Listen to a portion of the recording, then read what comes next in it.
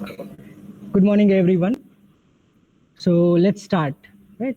Last time we learned about the basic idea of the MVC architecture. Right. That is the model, view, and controller, which is a design pattern. Right. And normally it is used in the GUI or the graphical user interface or the presentation layer. Right. So apart from that, we also have business logic layer and also have data link layer. Okay, but here we will be using MVC, right, in a small context, a shallow context, right, where we are treating that the controller is the business logic, handling the business logic, model is handling the data logic, right, and the view is handling the user interface layer. Okay, so here we had this model, right, class staff, which is for information ID, name, email, and department with get and set accessor properties. Okay, so apart from this, now, so essentially we can see here that we have created a folder models in our project staff management. In the folder, now we have this class file staff.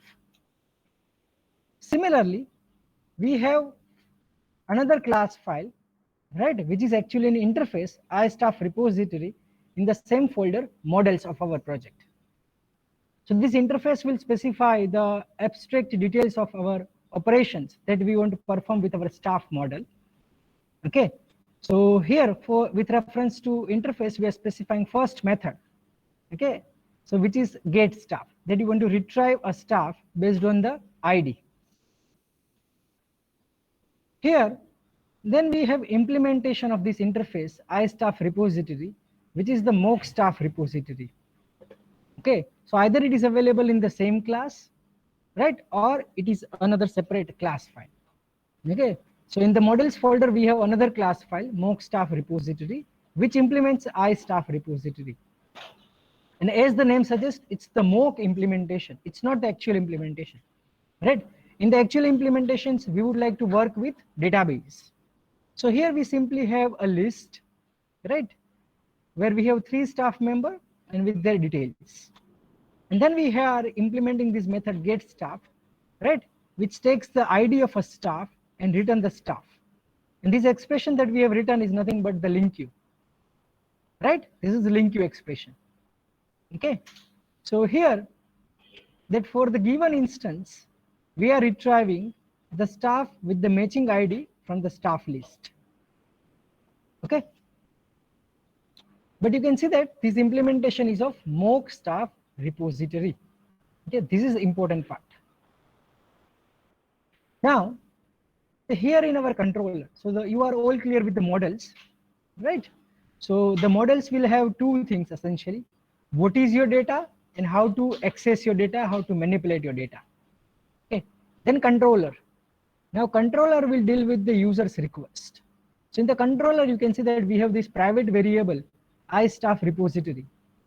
So we are taking the instance of iStaff repository and we are passing it into the constructor of this controller, home controller. That's why here you are injecting this instance in the controller constructor. So this is known as constructor injection. This is known as constructor injections. There are many ways of handling the dependency injection, right? But this is very straightforward one where you are injecting into the constructor itself. Okay, so now, so whenever you want to access, right, any method of interface, you need to use this underscore staff repository instance. Okay, so here in the index method, I'm trying to use this instance underscore staff repository. I'm trying to access a method get staff with ID 1, and I'm trying to access the name of the staff with the ID 1. Okay.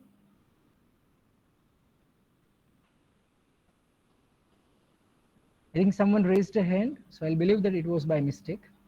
I'll just continue. Okay, so that's the index action method in the controller. Now, say in the configure method, our route is configured so that we can use the MVC routing template, right? So we are using the map default controller route. Then So in the controller, this is the correct way. Why this is incorrect, we will see later on. Okay, so let's not get into that right now. Okay, so we are injecting the instance, and through that instance we are retrieving the name of a staff whose ID is 1.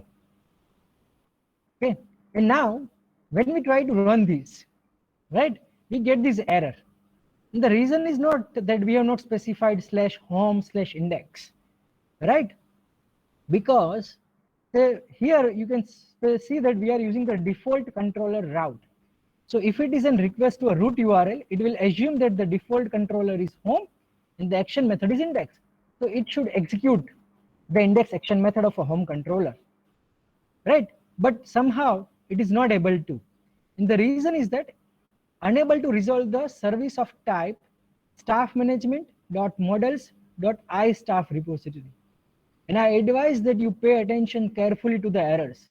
Okay, in the examinations, many times the questions would be related to the errors. That this is the error, what is the problem, or what is the solution, or at which level you can find the problem. Is it at a controller level, at a model level, at a view level, right? So this is the error, that it is unable to resolve the service type for iStaff repository while attempting to activate controller, home controller. That means request has reached to home controller. So there is no problem with the routes, right? Here this error is not because of the routing template, right? So now in the home controller where we have iStaff repository. So here we have iStaff repository. Now here, say you are creating instance of iStaff repository. You are injecting it, and here you are accessing it.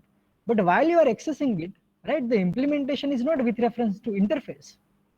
You know, implementation is not with reference to interface. So it can't execute the method get stuff from the interface. Right? That's why it has to resolve this conflict, that whenever user is asking for iStaff repository instance, actually which instance I should provide, that is not specified so far.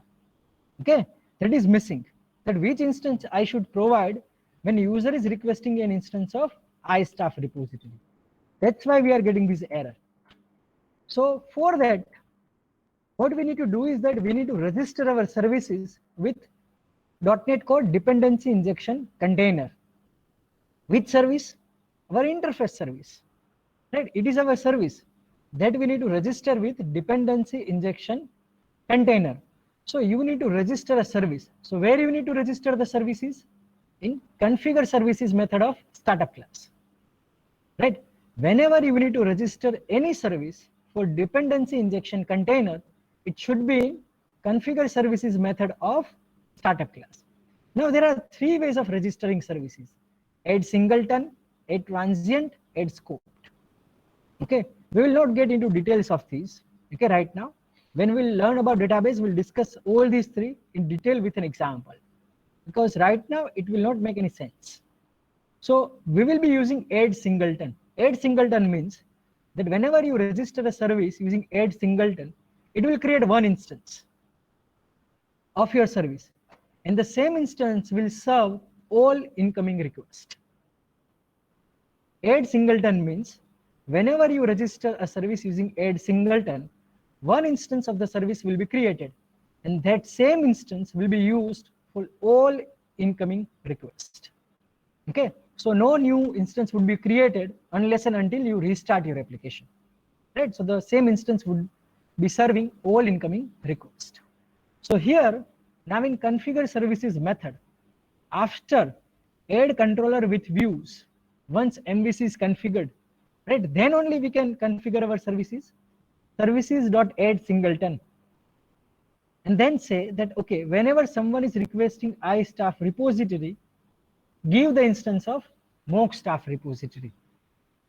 Whenever someone is registering whenever someone is asking for iStaff repository instance, give an instance of mock staff repository. So now if you run the application, it works. It displays the name of a staff whose ID is 1, right? Now in future, say you are changing this mock staff repository with, say, SQL staff repository, with Oracle staff repository, with MongoDB staff repository, right? Then here only you need to make changes. That's it, one line. and it will be applicable to all your controller, right? All your models or all your views, wherever you are requesting the instance of iStaff repository. Okay, fine. So that is the use of registering services in using the dependency injection. Okay, now why this is the correct approach and why the one which is uncommented right now in the constructor of home controller is incorrect. That underscore staff repository is equal to new mock staff repository. So now here we are creating an instance of mock staff repository. So in all controllers, in all models, in all views, right, wherever you want to, you need an instance of, say, mock staff repository, or say you need an instance of your interface iStaff repository. If you create as an instance of mock staff repository, what is the problem? In future, if you need to make changes, you need to make it everywhere, right? So this is how your code is tightly coupled. So here your controller is tightly coupled with your model, okay, which is not a good design.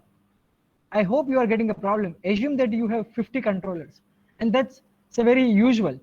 Possibly when you will create your project, it will have at least 7 to 8 controllers, right? A project that you will be creating in few weeks. Now assume the real world situation, right? How many controllers you will have? So if you use this kind of approach, right, where you are not using dependency injection, then see that writing a code is not so difficult. The difficult thing would be maintaining the code. Okay, doing the unit testing of the code, that would be difficult. Okay, so that's why it is always advisable that you use the dependency injection. Use the interface and then create the instance of interface in the constructor, sorry, inject the interface instance in the constructor and only use that instance. Never use the actual implementation instance. And whichever instance you need to replace with the instance of your interface, right, register it in the configure services method. So only at one place you make changes which is effective to all other required places. Okay, so I believe that now you are clear with the importance of dependency injection, how to register services, how to inject instance, right, and how to use them. Okay, fine. So that was all about. I'll just wait for a half a minute. Let me know if you have any doubt regarding these discussions that we had.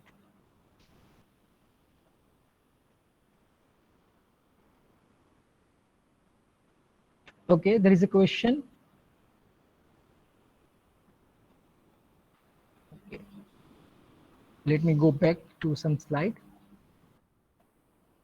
Yes.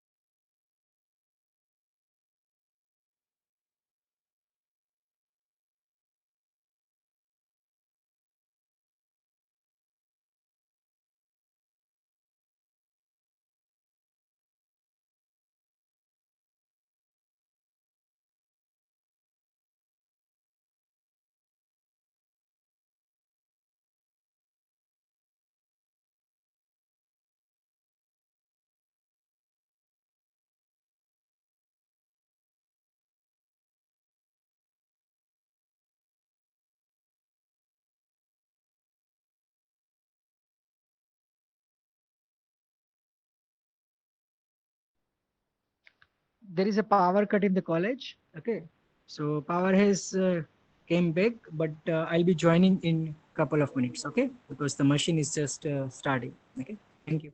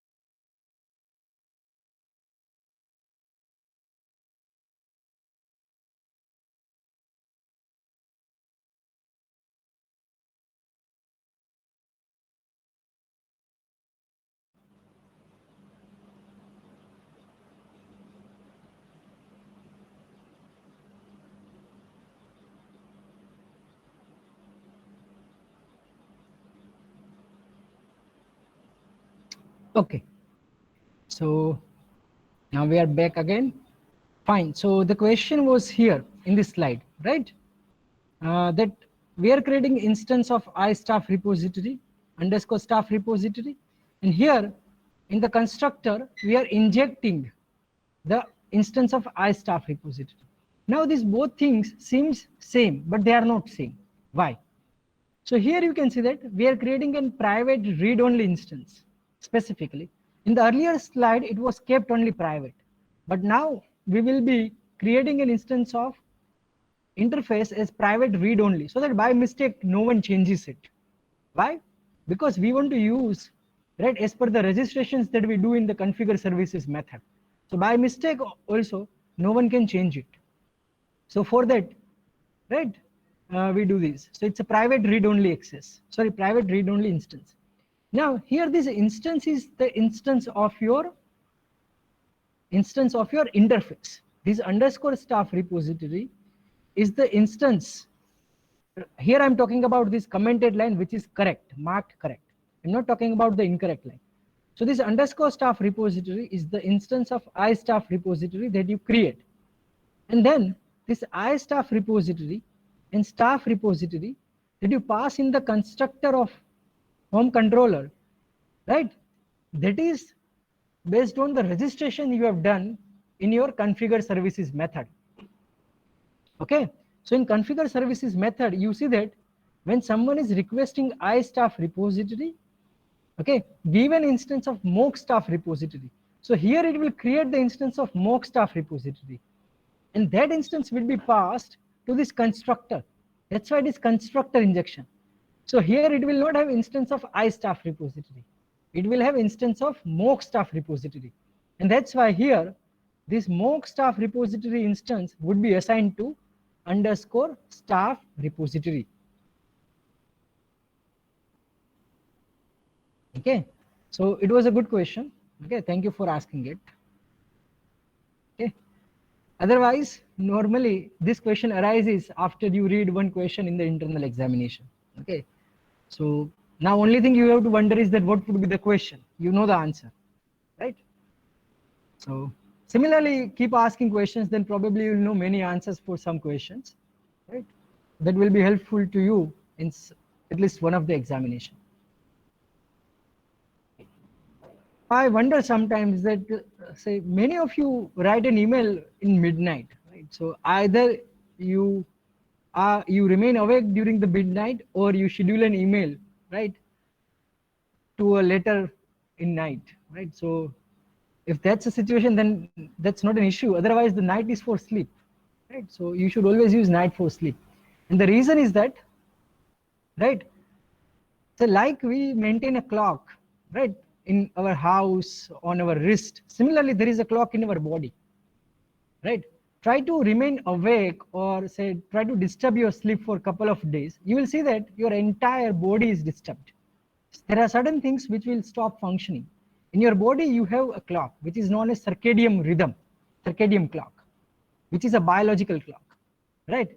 So if you change it, right, you will have very disturbance. So sometimes in the movies you might have heard a term jet lagged. So why we have this situation like jet lagging, right? So that is because you are disturbing your body clock, right? When your time zone changes, right, it is very difficult to adapt. Even there is a disease in which, right, and it's very rare disease, right, a person will remain awake during night and person has to sleep during daytimes, right? Imagine the life of that kind of person, right? They cannot remain awake during the entire day, right? So the reason is that their circadian rhythm is broken, right? And now why I am suggesting you not to say disturb your circadian rhythm, because when you disturb your circadian rhythm, right, its changes will pass on biologically to your descendants. So even your descendants have not done anything wrong, right? You will give that gift of broken circadian rhythm, biological clock. And I hope and I wish that you wouldn't like it to give to your descendants. So day is for working, night is for sleeping. So just do like that. Unless and until you are in a situation, right? For example, you will be in a company, right, where you need to work at night during your shift. Then also company reward you, right? For example, if you work 4 days at night, then instead of 2 days of weekend, you will have 3 days of weekend. Why? Right? People will enjoy it and people will go for it, but it's actually something you should not go for it. So everything has a reason, and here the reason is that the biological. Okay, so sometimes if you wonder or if you have time, just try to read on something on circadian rhythm or biological clock, right? So these are the things we should care for. Okay. Now let's start again.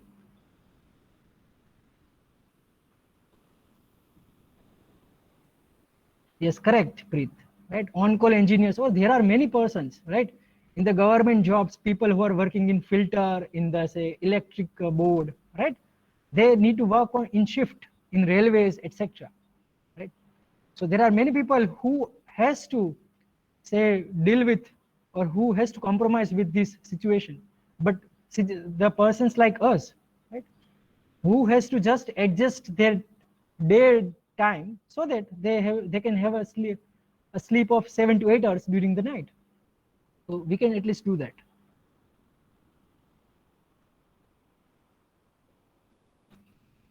So controllers, right? So now you know the role of controller. You create a controller normally in the controller folder, and when you create a class for a controller, it's suffixed with the word controller, like home controller, exam controller, student controller. Okay, then when the request arrives from the client, right, it's the controller who will handle this incoming HTTP request, and it will respond to the user action. Okay, now this controller class contains a set of public method. Okay, controller class contains a set of public method, and these methods are known as action methods, like the index action method, details action method, create action methods. Okay, and these action method will handle and process the incoming HTTP request. So though the controller will the request will be say directed towards the controller, but within the controller, it's the action method who will handle and process the incoming request and return the response that controller should pass on to the user. So again, the same thing. So details, this request is for home controller's details action method, right? And it is mandatory that the home controller class, right, is suffixed with the controller keyword. So it is home controller. Okay, and then you have within the home controller, it is targeting the details action method, and currently you are not expecting any parameter from the URL. There might be parameters which are passed on from the body, right?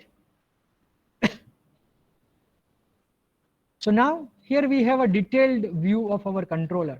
So we have a read-only iStaff repository, right? So now you know that why it should be private, why it should be read-only. Okay. Then here we have the constructor injection. Then here we have the index action method. So here we are simply returning a string, right, from the index action method. But you see that from the details action method, we are returning the JSON result. So there are various return type that you can use for your action methods, right? Like action result, I action result, right? JSON result, string. There are many more. Okay, so as we'll need different return types, we will study about it. Okay, so here we are using JSON result. Normally it is used in API. Okay, so what are we doing here? Here we are retrieving the staff details for the ID1, and that we are storing as a model object of staff. Okay, and that object we are returning as a JSON data. So it would be in curly parentheses and separated by the each pair of value will be separated by comma, and key and value will be separated by a colon, right? So here when it targets the detail section method, the object is returned as a JSON result. Okay.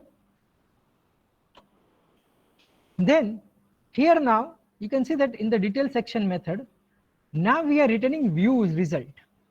Now we are returning view result. View result means the result will be returned as a view, right? A view, which is in our case it is CSHTML page, a razor view page, that Razor View page will be rendered to the user. So again, we are accessing the staff with the ID 1, and it is our staff model. That model we are passing to the view. Now we are not specifying that which view to render. Okay, so here which view it will render? Details.cshtml.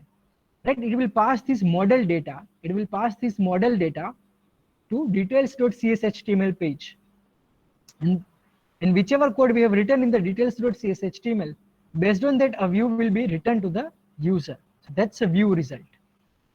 So when we execute URL home details, we get this exception, invalid operation exception. The view details was not found. The following locations were searched. That means the problem is that the view you are asking to render to the user does not exist. Right? So where the views are available, and here you can see that the name of the view, it is searching for its details, because you are asking to return the view from the details action method. Right? Now where these views files should remain, where they should be present. So either view files should be available within the views folder, within the controller folder itself. So for home controller, for views, you will create a views folder in your application. Okay, like we have created models, controllers folder. Similarly, we'll create a views folder in our application. And then we'll create a folder for our controller. For example, we have two controllers, home and student. Then within the views, we will have two folders. One folder for home, one folder for student. And then in the folder of home and student, we will have all the respective views. So these are the views which are accessible to only one controller. But what if you have some views which you want to share across different controller? Then you will store them within the views shared folder. So here the views will be shared across different controller. That's why when you requested home details and it identified that it has to return a view which is details.cshtml, first it went to views folder, home folder, and tried to search details.cshtml, could not find. So again it went to views, shared, and then details.cshtml, could not find, and that's why it has written the exception. Okay, so now we need to create the views. Okay, so view will contain the logic to display the model data provided by the controller. Controller will give the view the model data that it has to bind and display to the user. Okay, so it will use the Razor markup. Okay, so mostly today I'll share a link with you, right? And you can find also easily, right? Just search Razor View in .NET Core MVC, right? You will see a link by Microsoft Docs. Okay, so just read it. Okay, it will have all the Razor View information. So a view file has a .cshtml extension, right, in C#. So we know the reason for this, right? So now we need to add a Razor page, or you can also add a Razor view. In .NET Core MVC application, it doesn't make any difference. Even in Web API also, it will not make much difference. But when you will create Blazor application, I'm not sure whether you are aware or not, right? When you will create Blazor applications, then it will make sense. So Blazor is useful if you want to develop your client-side component, not using Bootstrap and JavaScript and jQuery, right? For your client-side programming, also if you want to use C#, then you can use Blazor. It's also a powerful toolkit by Microsoft. Okay, so when we work with Blazor, then even in views, here we have then three hierarchy: views/home, views/shared, views/pages. Right? When you work with Blazor, but right now we are not. So either you can add a Razor page or you can add a Razor view. Okay. So right now I'm adding a Razor page. Okay. I'm giving a name. And how can you edit? So you can see that in the project structure, I have created a folder views. Here we need to create because we have created an empty project. Okay. Otherwise it exists by default. Within the views folder, I'm creating a home folder.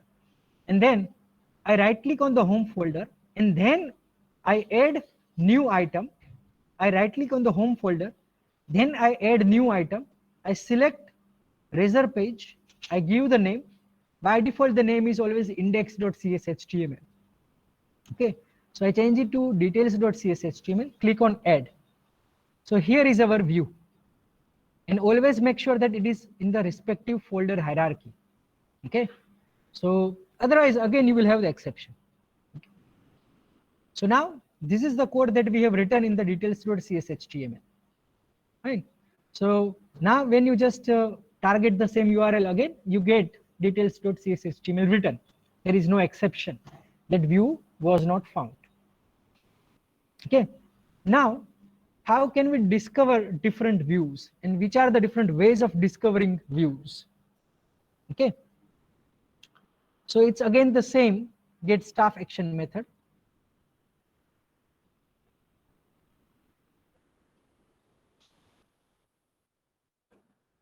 It's again the get staff action method. We are retrieving the staff instance with the ID 1. Okay. Now, if we simply return view, if we simply write return view, that means we are not passing this model data to the view. Then what will happen? It will go to the details.cshtml from the views of home folder, and it will return it. For example, this view. Here you don't need model data, right? So it will work. There is no problem. Okay. So this first comment like return view will work. Now the second one. So when you want to pass some model data. So here I'm specifying that, okay, return the view, right, with this data model. Okay. So again, it will search for the view in the same views home folder. It will bind this data in the view, right? And then that will be returned to the user. Now here, return view in double quote test.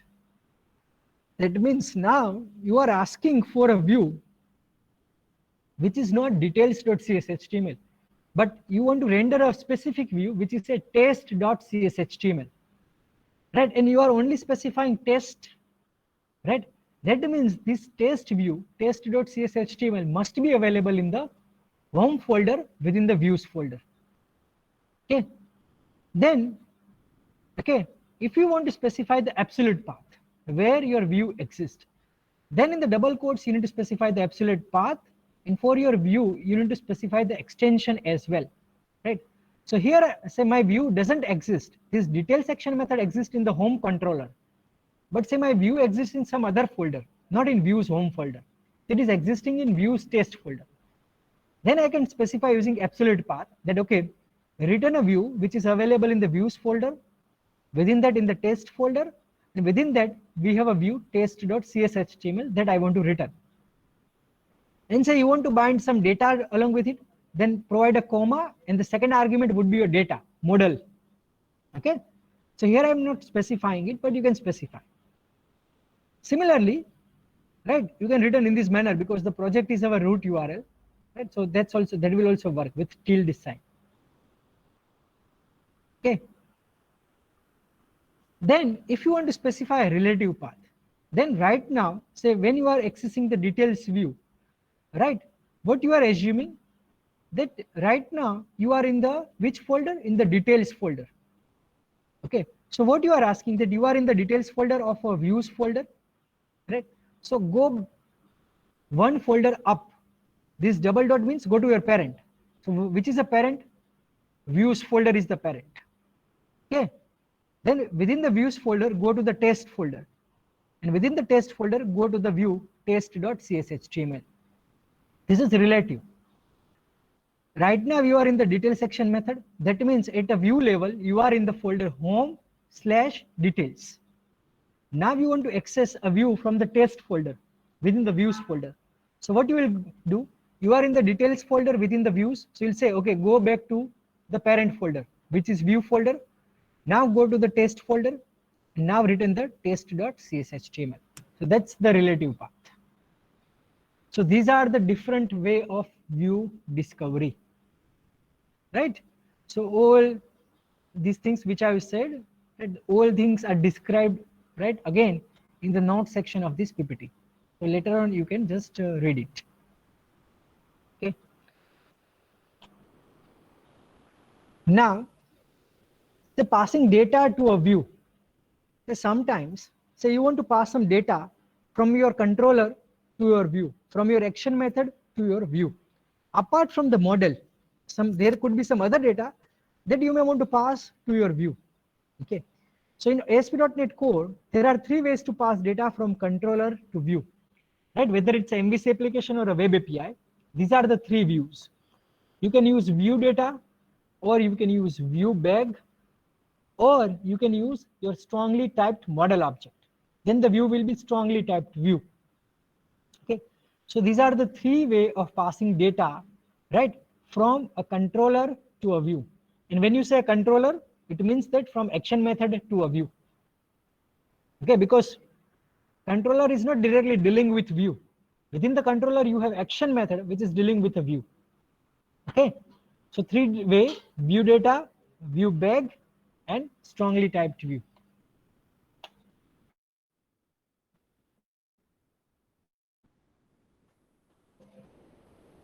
So let's start with the first one, view data. The first one is view data. Okay.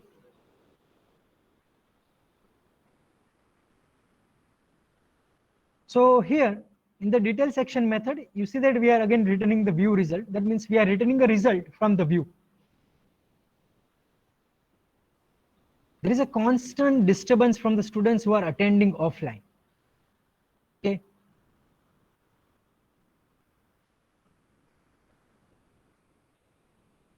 So sometimes I envy your situation, right? So last week I was present, right, and I observed, right, that you people, specifically your generation, right, has a very good gift, right, in terms of say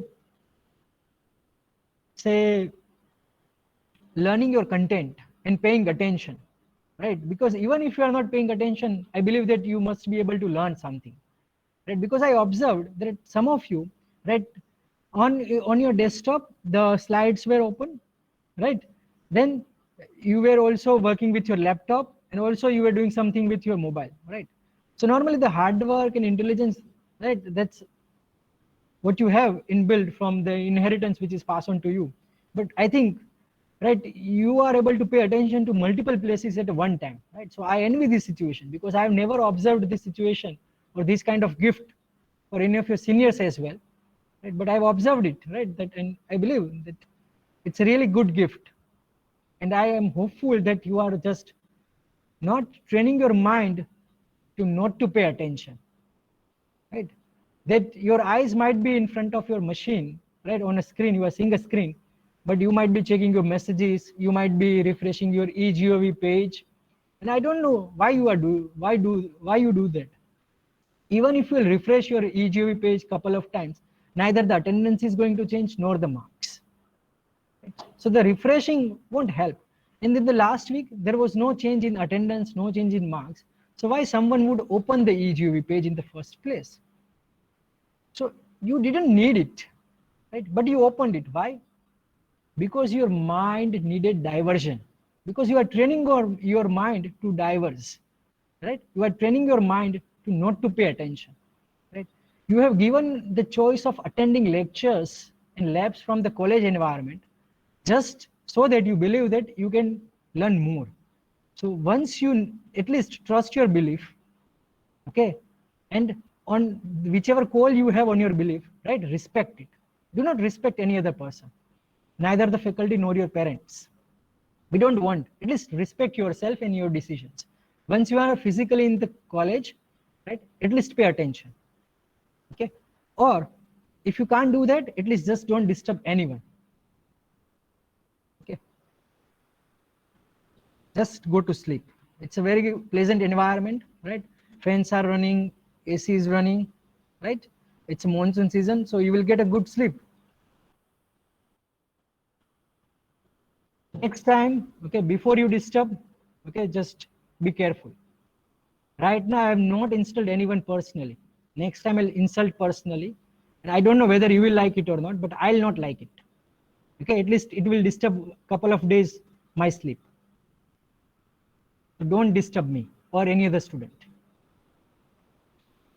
Sorry. So let's continue. So now we want to pass data from controller to view.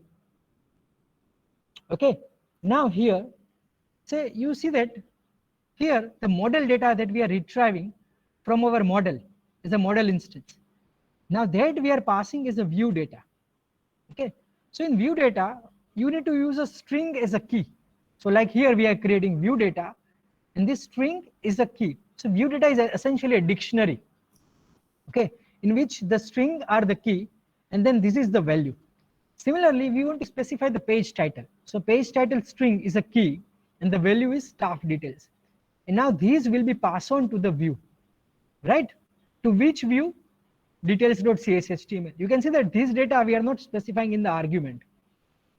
It's the innate nature of view data. It will pass to the view, right? So either it is the default or whichever view you will specify here in the view argument, to that view, this data will be available as a view data. Okay, so it's a dictionary and the keys are string. Keys are string. And on the right hand side, you can specify the data you want to bind with your view data template. Now, so here we are in the details.cshtml. Now we want to access our view data, right? So now here in the CSHTML, sometimes you will see a code where it is HTML. Sometimes you will see a code which starts with @. So whenever it is @, right, it is C# code. @ means you are going to write some C# code. And when you have a couple of lines of C# code, you will create a code block like here, @ and block. So within that, you can write all C# code. Okay. So here we are combining HTML and C# together, embedding C# within HTML. We want to access the page title here in the body part. So @ view data page title. That's fine because the page title is a string. You can see here, this page title is a string, so not an issue. But here, this staff model is of type staff. This model data is of type staff. It is not string, so you need to convert it. So views data staff, it will treat as a string, but it's not a string. So we are specifying that actually it is a staff instance. Okay, so here where staff would be a staff instance based on this model data. Then @staff.name, @staff.email, @staff.department. So we can access our model data. Okay, now, so this is the using view data for passing data from controller's action method to the view.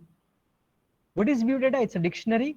The keys are string, right? Values will be treated as a string. So if they are not string, you need to typecast them. Okay, and then you can access them.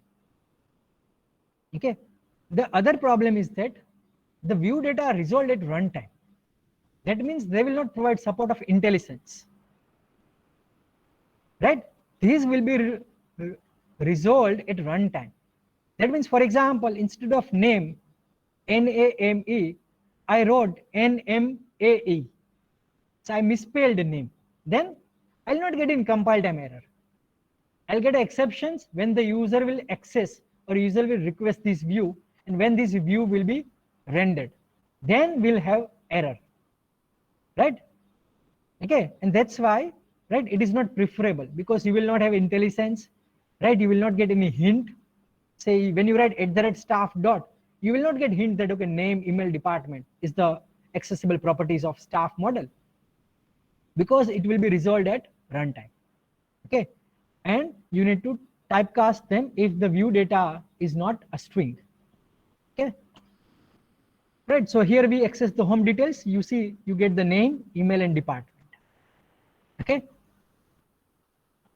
So view data is a dictionary of weakly typed object. It's not a strongly typed. Okay. So string are the keys. So if you have a string as a data, you can access without need to cast the data to the string type. So if we are accessing any other type of data, right, we need to perform the casting. Okay. View data is dynamically resolved at runtime, and that's why compile time, type checking, IntelliSense, right? This kind of support is not available, and that's why it is very likely that we'll make mistake, right? We'll make typos. Okay. And we will only come to know about these errors at one time. And essentially, who will come to know about it? The users, right? We will not come to know it about directly, right? That's why normally we do not use view data unless and until there is a small chunk of data that we are passing. For example, you are only passing the page title, then you can use a view data. It's only one information you are passing, right? Then you may prefer to use view data. Then what is view bag? So essentially, view data and view bag are same thing. Basically, view bag is a dynamic properties on view data. When you write something view bag dot page title, so now you are not writing as a key value pair. It's not view bag then square parenthesis within the double quotes and your key. Now it's a properties. It's a dynamic property. So it is a view bag dot page title. But essentially, it is same as view data square parenthesis double quotes page title.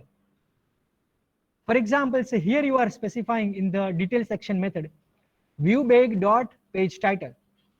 Then in the view, you can access this as @view data page title, because view bag is essentially stored as view data. Okay, but it's a convenient way of accessing view data, because view data is a little bit complex. You need to use parentheses, right? And you need to specify the key of your dictionary. Then here you can use as a property, right? So view bag internally will be stored as a view data, the same dictionary. But here we can access as a property. View bag.page title, it's the staff details. View bag.staff, it's the model. Then other difference is that here you do not require to perform the casting. You can see here. With view data, you need to perform the casting if your data is of not type string. With view bag, you don't require to. Okay. So here @viewbag.staff.name. Why staff? Because of this. Right? It's not because of our staff model. Right? Viewbag.staff. It has a model which is a staff instance, so it will have a name, email, etc. property. So whenever you want to access viewbag.staff.name, but in the view it's a C# code. So @viewbag.staff.name. Right? It's because of this stuff. Here, for example, if it is a DDU, then here in the view it would be @viewbag.ddu.name, @viewbag.ddu.email, and so on. Okay. So here it's the property name that we are accessing. Just don't forget about it. Okay. Here it is mentioned to confuse you that it is a property name or the model name. The model name is staff, right? Okay, and there is no need of typecasting. So again, we are passing the data from controller to view using view bag. So both view data and view bag can be used to pass data from controller to a view. View bag is a wrapper around view data, right? So underneath it's the same, say, Peppermint, right? Just view bag is the wrapper around the Peppermint view data. And both of these will create a loosely typed view. Okay. With view data, we use string keys to store and retrieve data from the view data dictionary. With view bag, we use dynamic properties to store and retrieve the data. Both view data and the view bag are resolved dynamically at runtime. So here there is no difference, right? So both of them will promote you to make mistake. Okay, and that's why be careful. The last one is strongly typed views. Sure. One? Okay.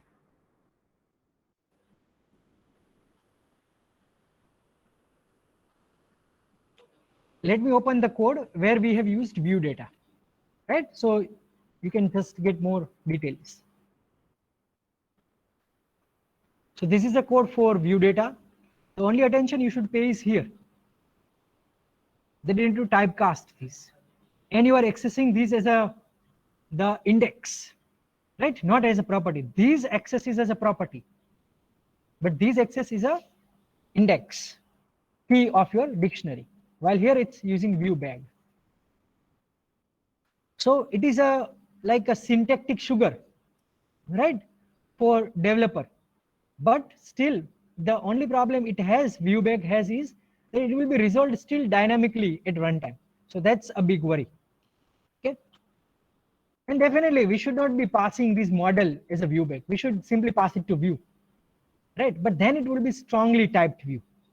Here it's the loosely typed view, right? When you want to have a view which is a loosely typed view, then either you pass as a view bag or a view data. Okay. Now next is a strongly typed view. Okay, but let's take it in the next lecture. Okay, so only a couple of minutes are left before our break, so let's stop here. Okay.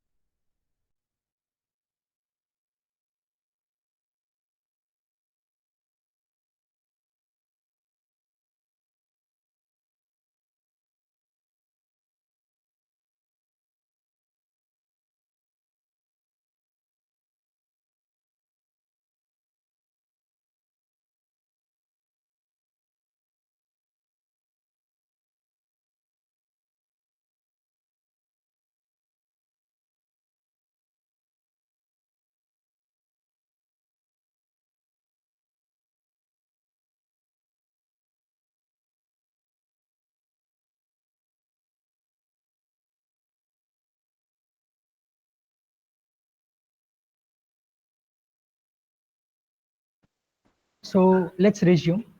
So here Priyank has asked a question, right, regarding the confusion about this .NET Core project, right?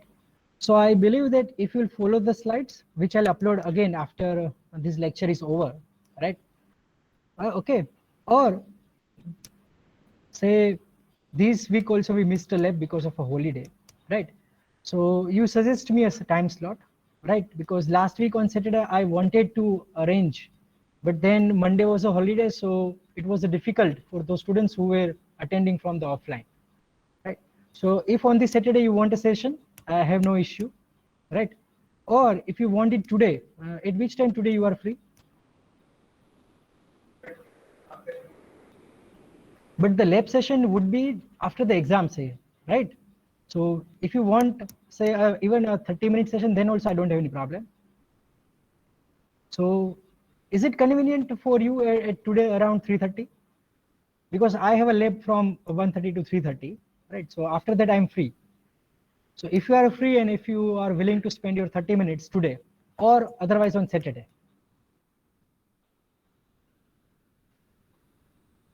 right? On Saturday it could be an online session as well, right?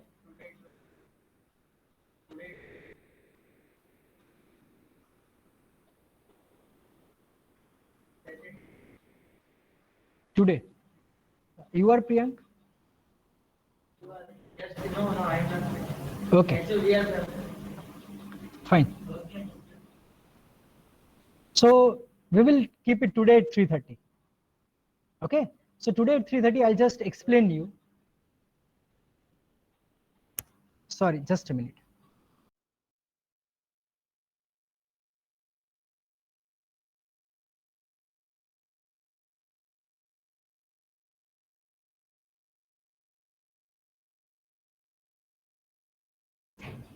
Yes. Fine. So let's arrange it today at 3:30. Okay. I'll just show you the example, one example, where we'll create the staff model, controller, and view. And this is what we are discussing right now that I'll demonstrate. Right. So it should not take more than 30 minutes once the Visual Studio is ready. Okay. So we will do that. Fine. So today at 3:30, it won't be compulsory, right? So if you are free, you may attend it, right? There won't be any attendance or anything for it, right? So those who are attending physically, okay, they can attend from their home as well, right? Or if they want to come back to lab 5, sorry, here, then you can come back, okay? So we will do it today 3:30, okay? So let's continue now. And also for your remaining topics, if you need a lab session, okay, then make a request, right? Then we will arrange it on Saturday. Otherwise, now our lab would be after the sessional examination, okay? So already some topics are covered in database and other, right? So if you need a lab for that, right, we'll schedule it on Saturday. Right. So now we'll start with strongly typed view. So with view bag and view data, we have a loosely typed view. What is the problem? That they will be resolved dynamically at runtime, right? So apart from IntelliSense, the problem is actually that if developer makes a mistake, right, the developer may not realize it. The person who will realize it first would be the user, right? And that's not a good thing. And that's why the strongly typed view are very much preferable. What is strongly typed view? You pass your model data to view for binding. So here we are retrieving this model data, okay, from this method get staff. And then this data we are passing to our view. And we are also using a loosely typed data using view bag, but that's only the page title. Okay, so these data we are passing is a view bag, and our actual model data we are passing to the view from the view written view itself. So now here you can see that how we are accessing it, right? So here some code is not visible. Okay, we will learn about it, but you can see that here whenever I write @model, and if you hover over it, right, you will see that it is dynamic. Still it is dynamic. And how I am accessing it? So here I am passing the model data. Okay, so the data is available with the view. Okay, and how I am accessing it? Using model with capital M. This is compulsory. @model.name, @model.email, @model.department.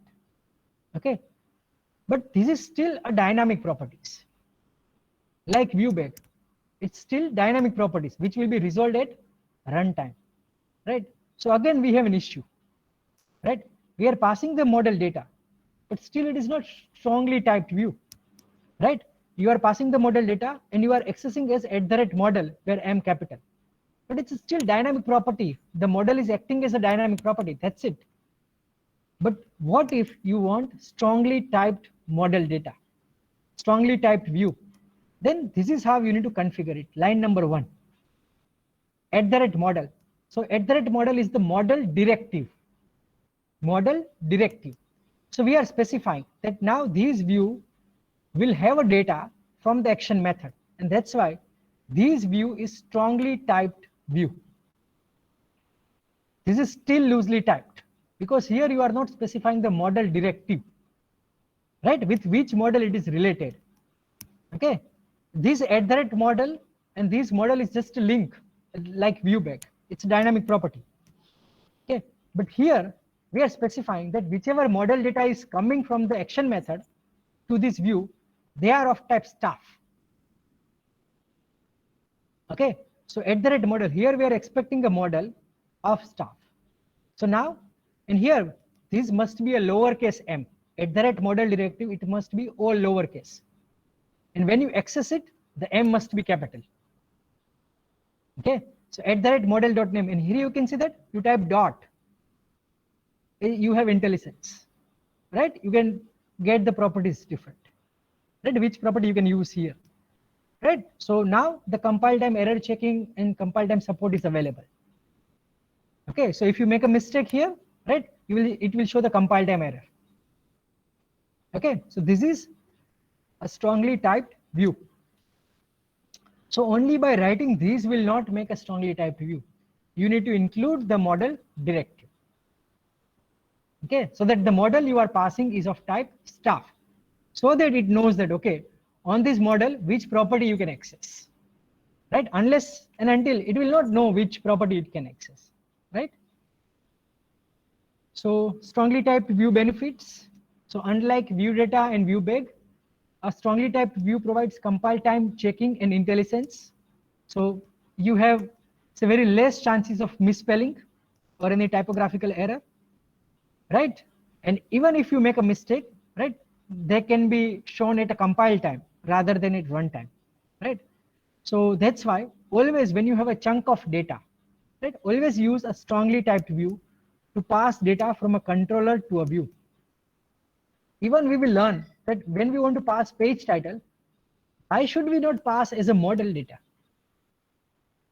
right? We should reframe ourselves from using ViewBag and view data to a larger extent. Normal people use it, right, when they're developing a code, and when some smaller information into pass, you use ViewBag or view data. Or sometimes say you are doing testing, you are expecting some data from API. Right now it is not available, so you mock the data and you pass it as a ViewBag or view data. That is fine, acceptable, right? Otherwise, you always keep yourself away from passing data from ViewBag and view data, because someday someone will make a mistake, right? Because of the support that it is providing, and it is very limited. So always go for a strongly typed model, right? What if the data is actually not available in model? For example, page title. Page title is not in our model, and we should not include page title property in the staff model. Is it meaningful? No.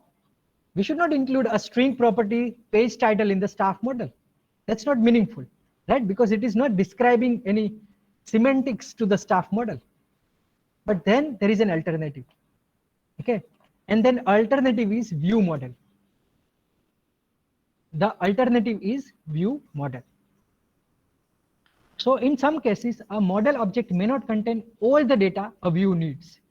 So here the details view need two kind of data, staff data as well as page title, right? But the page title is not available with the model object staff.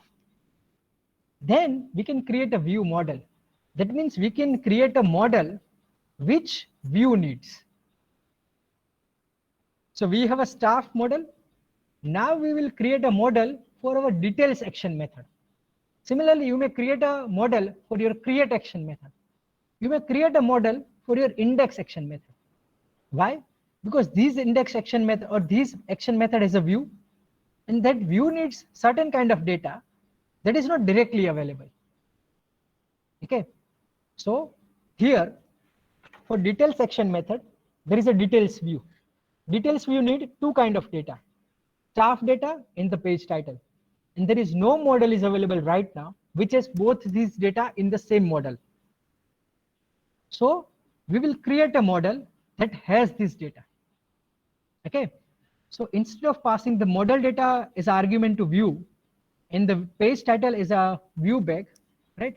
We will create a view model that will has all data a view need. So here you can see that we have view model. So here I have created a folder, view models, in the project. I'm not keeping along with models because model has a different purpose, view model has a different purpose. So one folder view models, within that I'm creating a class. What is the class name? Home details view model. It's the view model for the detail section method of a home controller. I can have home index view model, home create view model, home delete view model. So I'm creating a model for my view. Why? So that I can have a strongly typed view, and all the information which view needs are coming from a model. Nothing is coming from view bag or view data. Okay. So which information the details view need? The staff and the page title. So both are available here. Okay. So now, and that's why, so sometimes these view models are also known as DTO, data transfer object. Okay. So actually they have no purpose other than transferring data from model to view. It's just a data transfer object, right? So now what you will do in the detail section method, you will not create an instance of staff model like we used to. Here, it's an instance of staff model, right? But now we will create an instance of home details view model. And in this instance, we need to pass two things, the staff and the page title. So we pass the staff from the get staff method that we have written, page title, and that instance home details view model, we will pass to our view. Then in the view, as a model directive, we'll write our view model. So at the model dot page title, it's a strongly typed view. Now we don't need data from view bag or view data, right? So this is a strongly typed view where you are having all details from your model. And here essentially we have a view model, right? And always make sure that whenever you create a view model, you suffix with view model. So you are clear that this model is only for view. It has no other purpose. Okay, it is not doing any other, say, manipulation of your data. Is this clear? Let me know if you have any doubt in difference of model and view model. Right now, you may wonder that, okay, now you have more efforts. So not only, for example, you have a staff model and say you have a 5 action method, then probably you will create 5 view model for your controller. So we create it. It's just a one-time investment of your efforts. Later on, you don't have any problem, right? So this is a very convenient way. And later on, we will see that this view model has some other advantages as well. Okay. For example, the one advantage I can right away say is that, what if, say in my detail section method, say I have a requirement that I want to have a drop down of a department. Say user will select a department, right? And say then as user is selecting a department, like for example, HR, finance, IT, then those department staff are listed. That means in my view, I need data from two models. One is the department model and another is a staff model. Did you get it? what kind of view I want. So user will select department from the drop down, or say there is a radio button, right? User will select a radio button or a drop down option, and then based on that, for the respective department, all staff will be listed in the table. That means in this view, I need data from two models, staff and department. But actually, in a view, you can only pass a data of one model. You cannot write couple of model directive. You can write only one model directive. Right? Otherwise, whenever you write @capital model, to which model that property belongs, how will it rectify? How will it identify? Right? So you can write only one @model. Okay, that means in a strongly typed view, you can only associate one model. So now how will you pass two model data? What you will use? View model. You will create a view model class. And here what you will have? Public staff, public department. Right? Now whenever you want to use a department name, then @model with capital M dot department name. Whenever you want to use staff property, @model with capital M dot staff properties. Right? So view model is very helpful. This is just two purposes we have seen. There are many purposes. Okay, so this is view model. Any question?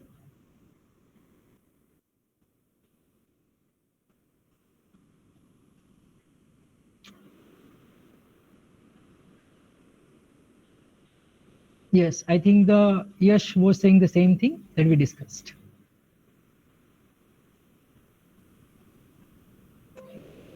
Okay, so now let's talk about list view.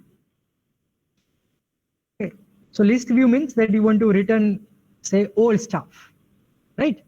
So now we'll add one method in our iStaff repository, which is get all staffs. So it will return a list of IEnumerable of staff, a list of staff. So when you have something IEnumerable, you can iterate through using for each loop. Okay, so we need to implement it as well.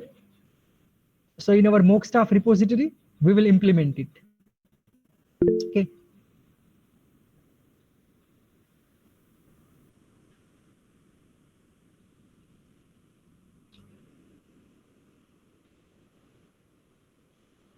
Okay, here there are two questions. What should be the ideal choice for view? In terms of what? In terms of using ViewBag, view data, or strongly typed view? There are no ideal choices actually, right? It depends on your project requirement and on the mindset of your, say, the architecture, right? Or your project manager, right? If the project manager likes ViewBag, right? Then you don't have much choices. People use ViewBag, but you know now that you don't need to. You have option, right? Because sometimes if you will read a standard, say, book on .NET Core MVC, this concept of view model is not covered. So we have seen that many places, right? People are not aware of these concepts, view model. Even there is one powerful concept than this view model, which is view component, which is utilized very much in .NET Core. Okay, so these are the things, right, that will help you. But there are no ideal choices. Okay, because sometimes at the end, it's the deadline which will decide that whether you will use VBAG or you will use view models, right? Because you need to remain consistent. That's the problem. So if you have a deadline, you will not go for view model, because once you will go for view model, what will happen, right? If you will create a class, you will need to create a test case for that. You need to pass the test case, right? So that's difficult for a developer when the deadline is very much nearer. So you'll create a view bag, you will neglect one test, and later on you will itself or some other will realize that that was a mistake. But that's why there is no ideal choices. But as a student, right, I don't think that I need to say which is ideal choice. Right? Someone asks you as an interviewer, right? Then to the interviewer you should not say this, right? Because it is possible someday he or she will be your project manager. So, okay. Can we include one strongly typed and one weakly typed in where we want department and staff concept? Okay, that means you are suggesting, okay, I think you will know your answer. Let me just go back to some slides. Here. So here you are passing the model data as to a review as a weekly type, but you are accessing as capital M. So for access, you have only capital M in model. So how can you pass strongly and weakly both? That won't be possible. Did you get it? Right. So you are saying that one object is coming from here at the model directive, other is coming from here, right? But for accessing both of them, you simply have at the model. So that will not help you. So the better is go for view models, right?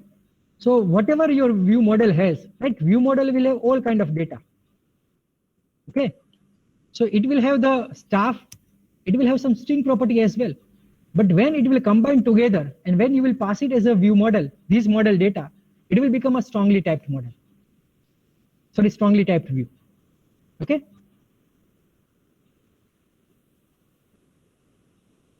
Thank you. So with these topics, we spend a comparably more amount of time, right? We are hardly covering 25 to 30 slides in a lecture, okay, rather than covering 50 to 60 slides. But eventually, right, we will be good at the end. Okay, so let's continue. So list view, and most of your doubts will be cleared as soon as you will create one application by yourself from scratch. And then what I suggest is that then you keep on say updating your application as we move ahead in our slides. So you also add that code in your application by yourself and see that how things are changing. Okay. So we are creating a method in the interface implementation in the mock staff repository here, which will essentially return a list. Now we need to create, so we have the index section method, right? In the index section method, we want to return all the employees, all the staff. So we are accessing the get all staff method. Here we have the model. That model we are passing to the view. Then here you can see that it's not a view model. It's just a model, right? Because here so I'm not specifying title, right? So it's fine. And later on we will see that, okay, title can be specified from a better place. Okay, so we will learn about it. So for title, we don't need to create view model. Okay, here I take one case, use case. Okay. So at the model, I enumerable, and this your model. So here pay attention. Earlier we were only specifying at the model, staff management dot models dot staff, because we are passing only one instance of staff. Now we are passing a list of staff. Here, this get all staff will return the list of staff, I enumerable of staff. So here in the view, it should be I enumerable of staff. So now this is your header. Now for each loop. So at the C# code within the for each loop, just display your data. So where staff in model, M is capital. At the staff.id, name, department for all staff that we have. So here is the output. So this is list view. Okay. So what is the difference in terms of a list view and a normal view? I enumerable in the model directive, and here we are using for each loop. That's it. Okay. So just terminology is a little bit different. Otherwise, you know the purpose. So you can just go through it later on, that the punctuation are also important. Okay. So now let's continue with layout view. Okay, because here we should be covering at least 20 slides. Okay, and we have 30 minutes approximately. Okay. So layout view. So most of the times when we design a web application, right? And now most of the times we are designing responsive web applications, right? Still we'll have a specific layout in mind, that we will have a header, we will have a menu, we will have a footer, and we will have a view specific content. That means that the view that we design, like the view for details view, detail section method, view for index action method, view for create action method, we should only keep this content in the view file. We should not keeping the header and footer also in the view file. Otherwise, what will happen? Whenever you need to change that copyright symbol, say copyright from 2021 to 22, you need to change all the views, right? Say you want to change one bootstrap element, either in the menu or in the header or in the footer. Now it's a nightmare, right? And the client will not pay for you, right? The manager will simply ask you to, right, compromise with your weekend. That's it. So that's why what you need to use is you need to use your layout view, right? You should keep the code related to view specific content only in the view. Okay. So without a layout view, we will repeat all the HTML for the different sections. And then it would be very difficult to maintain the application, right? So rather than having all of these sections in each and every view, we can define them in a layout view and then inherit that layout view in all the views where we need. Okay, so with layout view, it will be easy to maintain the consistent look and feel across all the views, right? Very easier. So what is layout view? It's CSS/HTML file. And where they will be available? Because these layout view are not specific to your controller. So they will be available in the shared folder. In the views, you will have a shared folder, right? In the shared folder, you will have your layout view. By default, the name is _layout.cshtml. But it is possible that you have multiple layout views based on the role. For admin, the layout would be different. For normal user, the layout would be different. So normally, the layout files start with underscore admin layout.cshtml underscore student layout.cshtml. That's how normally the conventions. Underscore will remain, layout will remain, .cshtml will remain. Okay, only some prefix you will add, right, to justify the purpose of the layout view. And all of these will be available in the shared folder. If you require, even within the shared folder, you can create some hierarchy of folder structures, but that's not much advisable. Okay. Then this underscore, what is the purpose of underscore? That this file will not be served directly to the browser. Which file will be served to the browser? Actual view. And your view inherits this file. So it inherits the facility. But this file is not directly rendered to the user. So normally the underscore is a terminology in sense of private, right? It is not public. And it is also possible to have multiple layout files in a single application. Right? So now how to add a layout? Okay, you can't just add simply a razor page. So in the shared folder, you right click, add razor layout, add new item. We'll find a razor layout. By default, the name is underscore layout.cshtml. So this is the structure of layout.cshtml. Okay. So here you can see that you have your view bag @viewbag.title, right? And then here you have @render body in the div of body. Why? So your view specific content will be rendered here. For example, user is requesting details.cshtml and it is inheriting underscore layout.cshtml. Then the view specific content will be rendered here. That means whichever code is available in the details.cshtml, that will be placed over here. So now what is the advantage? For example, you have some JavaScript or CSS file, everything. You don't need to include them in the view. Include them in the layout file. Right? So only the content that you need to render to the user, HTML part, that only you will specify in your actual view, and that will be rendered here at the render body section. So at the render body is to render view specific content. At the rate render body is to render view specific content, as the name suggests. Right? Render body of the view. So how to use layout view?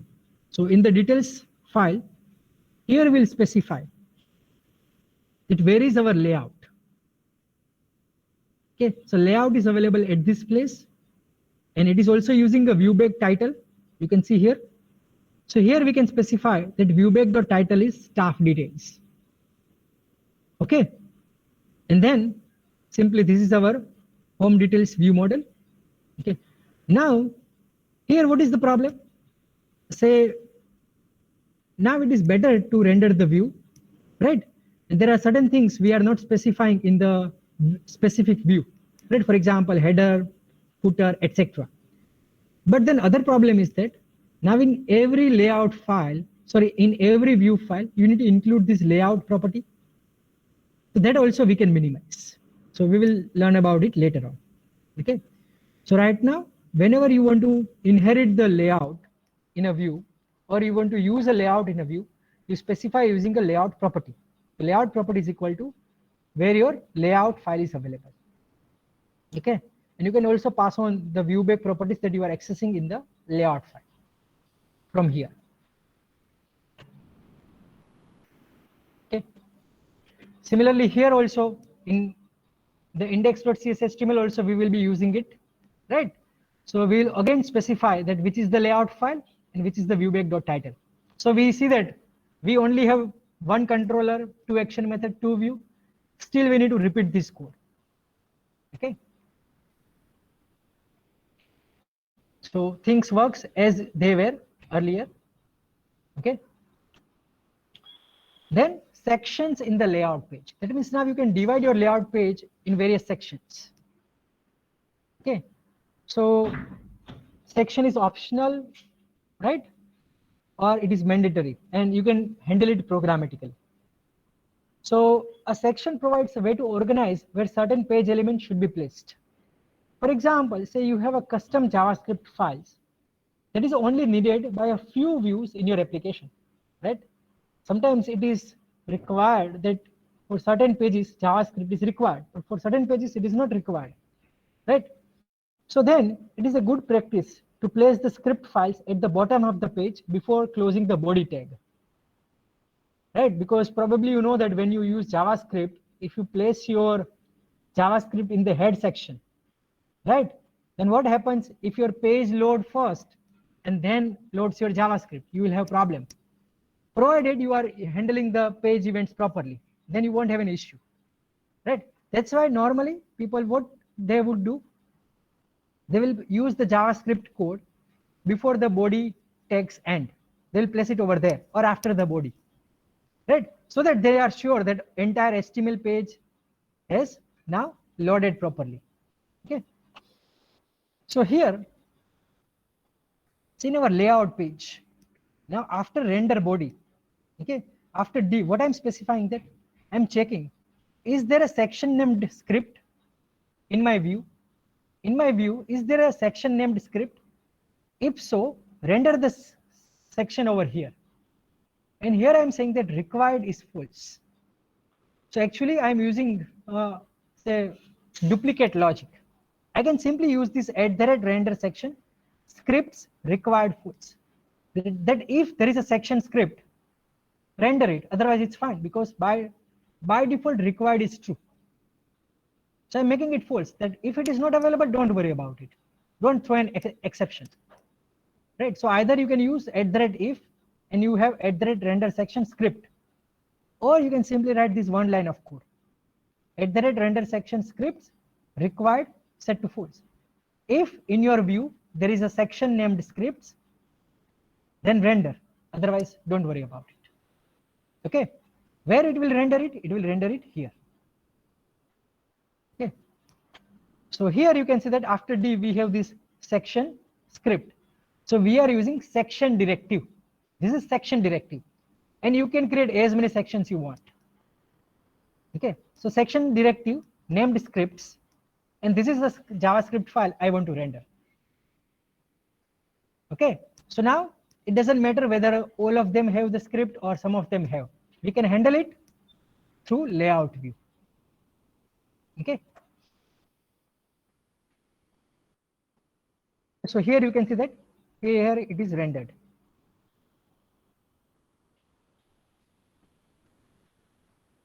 What's the time? We have plenty. So view start. Okay, we will take just one concept this, then I'll take some questions if you have any. So now we have another page which is view start.cshtml. So we use the layout property to associate a view with a layout view. Here is a layout property where we are using in the view when we want to associate view with a layout. But that we need to specify in every view, right? And this violates the principle dry. It's a design principle. Don't repeat yourself.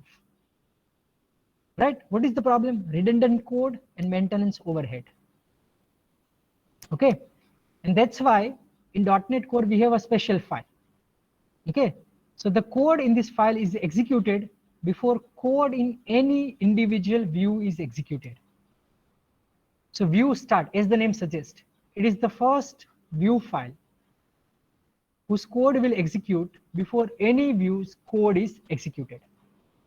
Okay, that means instead of setting the layout property in each individual view, we can move that code into the view start.cshtml file. So where you will have that view start file. Here the view start file is not in the shared folder or not in the home folder. It is in the views folder. See it properly. Right? Because it should be executed first before your view or before your layout. That means it should be in the views folder. Normally what will happen, for example, if you have added the last view in the shared or the home folder, if you will add the view start, then by default it will be added into that folder because that folder is selected. You selected in the last attempt. So select the views folder and then add it. Okay, so that you don't make mistake. And this is required because these files are hierarchical. This view start.cshtml is hierarchical. That means it can be available in the views folder. It can also be available in the home folder. It can also be available in the shared folder. Okay, with the same name. Here you can't change the name because it's a view start file. Okay, what will happen? The later file will override the previous file's content. Right? Say you have some initialization content for different controllers, different view. For home controller, for say student controller, etc. But say for some of the controller, you need to override the layout. Then what you will do? For that controller, you will again create view start file in that controller's folder. So that will override its parent view start file's content. Hierarchical means the children will override the content of parent file. And all this file will be same underscore view start.cshtml. Okay. So now we need to add the file. You can see here I'm making a mistake because I added the last file underscore layout. So by default this shared folder is selected. You just try to add new item. You try to add Razor View start page. Okay, you click on add. Then it will be added into the shared folder. So you just drag and drop and move it into the view folder. Okay, there is no need of deleting it. You can just simply say select and move it to the views folder. Okay, so take it from the shared folder and move it to the views folder. So there it will be. Okay. So now in the view start.cshtml, I'll specify my layout property in the C# block, code block. Right, and there is no need to specify the path, right, if it is the default path in the shared folder. Okay, and then in the my view, I don't need to specify the layout property. Right, so you can see that from both view I have removed the layout property. So now it is a better code.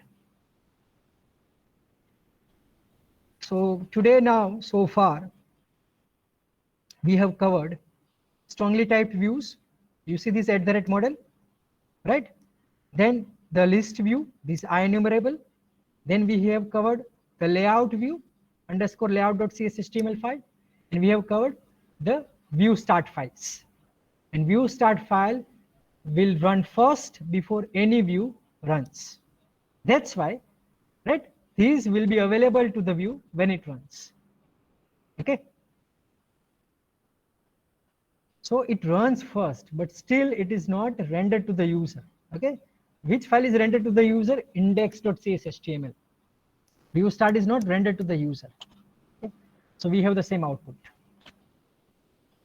Okay. So before we start with view imports, let me know if you have any question. Okay. So the one question is that uses of layout and section is not clear. Okay.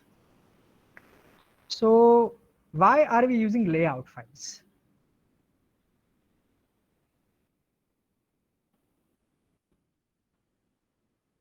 Why are we using layout files? So that the content which is common to multiple views like header, menu, footer, this would be common to multiple pages, multiple views, that you should not keep, right, in the each and every view.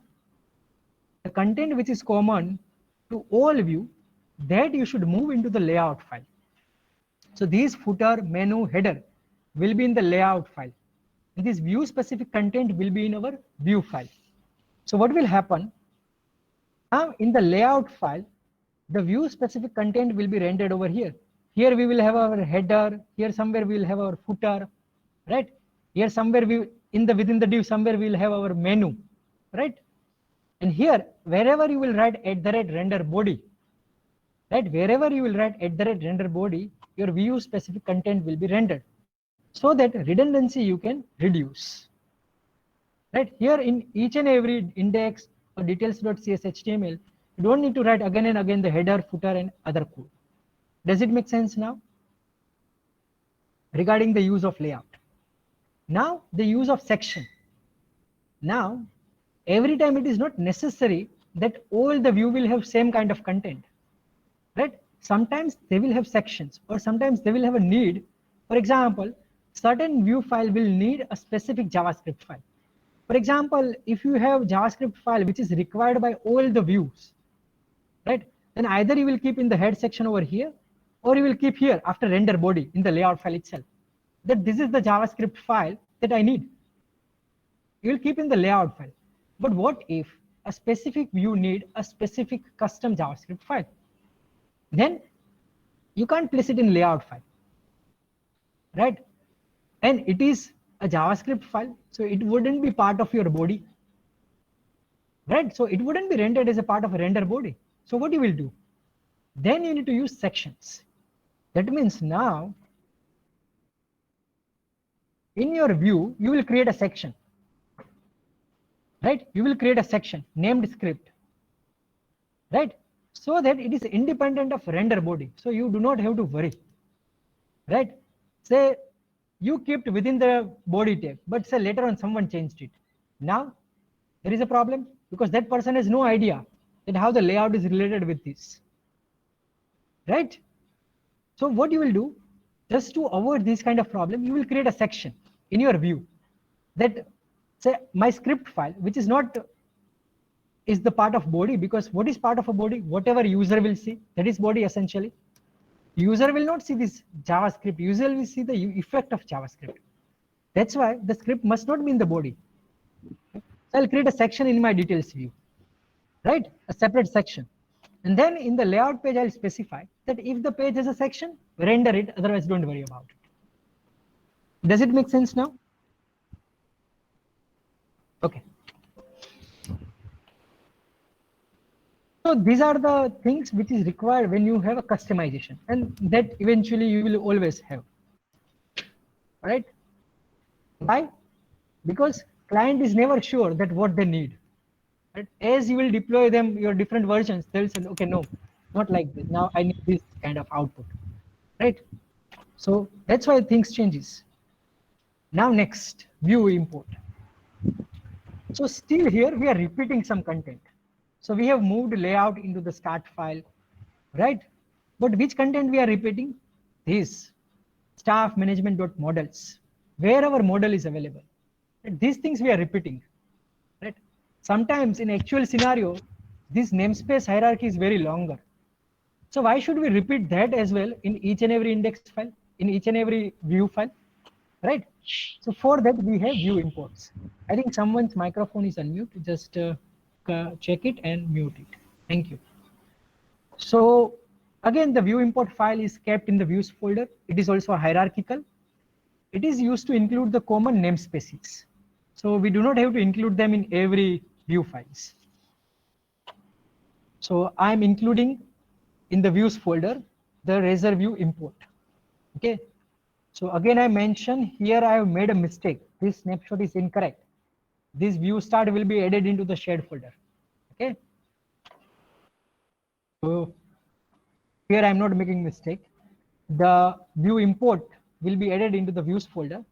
And what I'll write in the views folder, view import file, @ using staff management.models, @ using staff management.viewModels. So in the respective view, now I need to only specify my model with the model directive. I enumerable of a staff for index and @ model home details view model for details. Right? So this is view import, where you will import all your namespaces so that you don't need to repeat them in your view file. Right? So we have covered layout, view start, view import. Check it out whether the purpose of these three files are clear to you or not. And there are many using directives, right? Like there are many directives like @ using, right, that we are using so far. Similarly, @ add tag helper that we will learn later on. Then @ model. Yes. One thing that I forgot is that here you are using @ model, that which model you want to bind to your view. But here we are using @ using. So it's namespace you are specifying. So @ using. Earlier here, when we specified the actual path, we were not writing @ using. We are specifying @ model with the entire path. Okay. But now here, when we include view import file, we only specify the path of a namespace with @ using. Okay. So that's the using directive. Similarly, we have many directives. These are some of them. Okay. So we will use inject whenever we want to inject a dependency in the view. Okay. So that we will see later on. Okay. And these are the directives that we will be using during this course. There are actually many more, right? There are tens of directives. Okay. So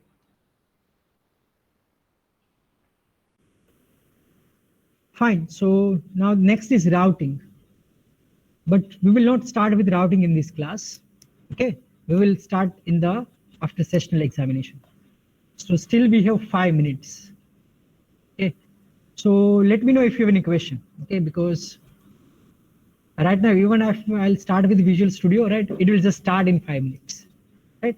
So if you have a question, you can post me. Otherwise, you may take a break. Okay.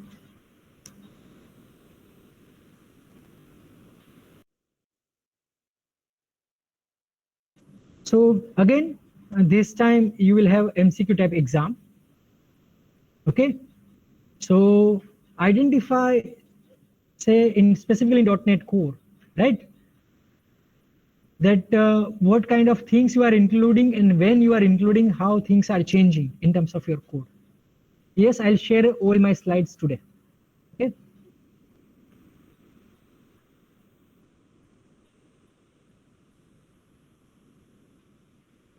The problem is that right now I cannot share a slide. The reason is that the machine I'm using in the college, it doesn't have the Microsoft PowerPoint, right?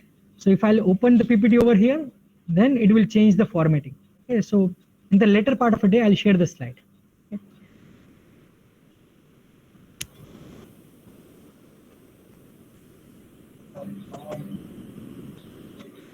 And then that asynchronous programming PPT I've already shared, it is just for your learning purpose. It has no weightage for your syllabus.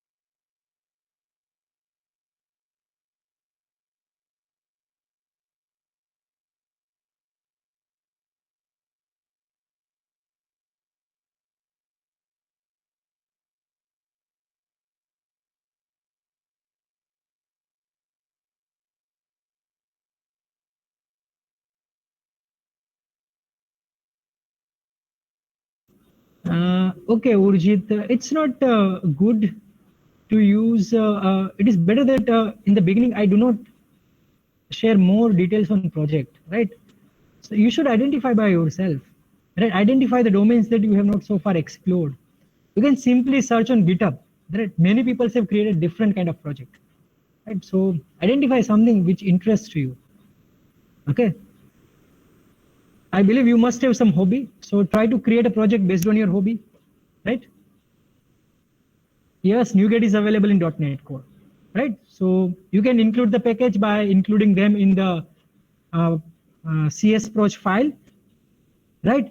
Or you can add the packages directly by simply right click on your dependencies, right? Or you can use the Visual Studios, the NuGet package finder to install the packages, right? There are many ways to include NuGet packages. Okay.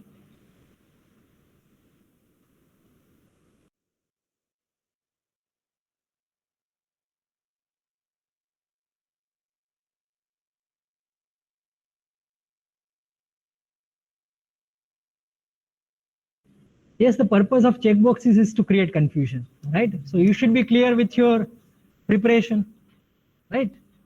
You should not get confused whether it's a checkbox or radio button, right?